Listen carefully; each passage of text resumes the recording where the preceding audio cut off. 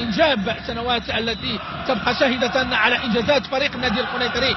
وما عرفتش فؤاد واش تذكر واحد الحارس اللي كان من طينة الحراس الكبار، ولكن يعني غادرنا إلى دار البقاء، الحارس الفصيلي اللي كان من أروع الحراس واللي ساهم كثير في صعود فريق النادي القنيطري في سنوات السبعينيات إلى القسم الوطني الأول، وكان كذلك أجرى نهائي يعني ممتاز ونهائي رائع أمام فريق الفتح الرباطي في منافسة كأس العرش. الحارس اللي بقى أعتقد مدينة القنيطرة تشهد على اسم هذا الحارس الكبير الفصيلي، وكذلك الحارس الذي جاء من ورائه فتاح اللي انتقل بعد ذلك لفريق المغرب. الفتاة محاولة لفريق الرجاء، والهدف الأول لفريق الرجاء الرياضي البيضاوي فعلها الوصلي هنا بمدينة القنيطرة، وسجل الهدف الأول لفائدة فريق الرجاء.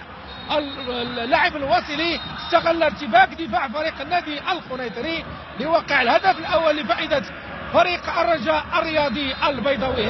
هنا كنتحدثوا فؤاد على فرق الهواة. شوف التمريره ديال اللاعب الامام بدي اتجاه اللاعب الوصلي، ارتباك في صفوف دفاع النادي القنيطري يعطي هدف لفائده فريق الرجاء. الوصلي القادم من فريق الاتحاد البيضاوي، من فريق طاس، فريق الامجاد، فريق الاسماء الكبيره، فريق الاتحاد البيضاوي اللي اعطى الوصلي. هنا كنتحدثوا على فرق الهواة، وكنتحدثوا على الفضاءات اللي خاصه الجامعه لفرق الهواة واللي يمكن تعطينا اسماء كبيره. فالوصلي قادم والاخر من فرق الهواة.